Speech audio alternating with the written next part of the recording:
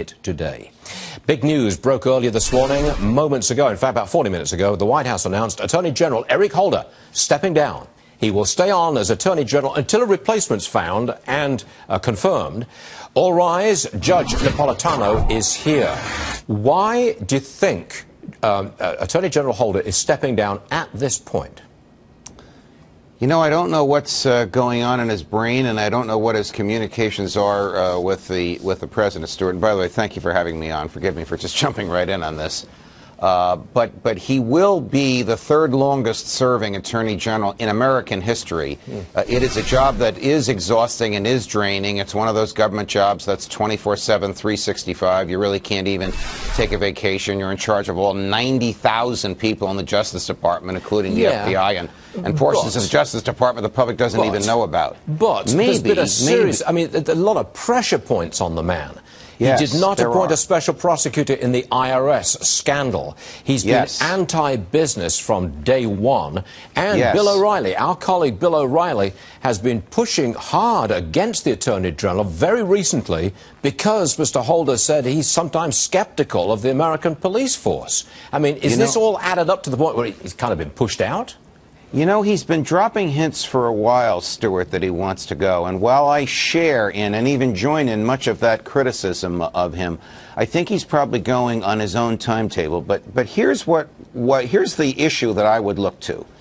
Is the Attorney General under Barack Obama his own man or her own woman? Stated differently, can whoever replaces Eric Holder be independent of the political wing of this administration? Will that person have the authority to appoint a special counsel to investigate the IRS? Or will that person be beholden to Barack Obama and his politics and the politics of the West Wing?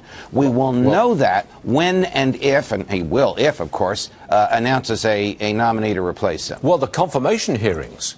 That is an obvious question which senators are going to ask of the nominee for Attorney General. Will you appoint a special prosecutor?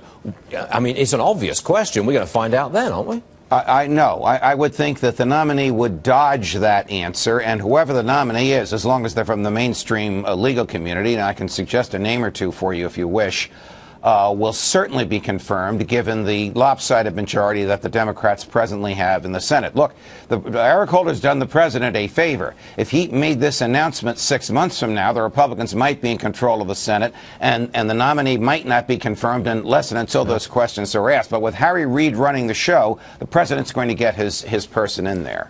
You said you had a name, a possibility? Well, our intrepid colleague, who is almost always right, Charlie Gasparino, is reporting that the leading candidate right now is Preet Bharara, who is the United States Attorney for the Southern District of New York, which is Manhattan. Mr. Bharara is the protege of General Charles Schumer, who's very close to the president.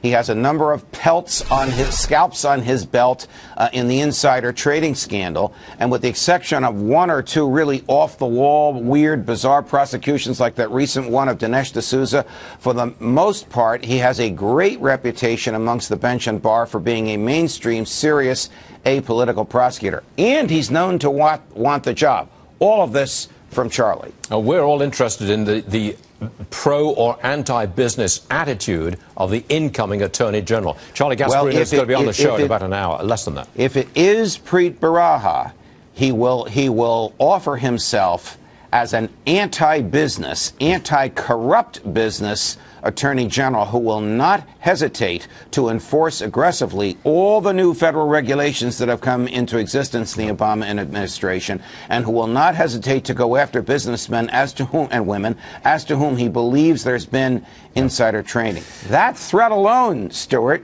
is going to lessen all those stocks you keep watching. Yes. Hey, Judge, good stuff. Thanks very much indeed.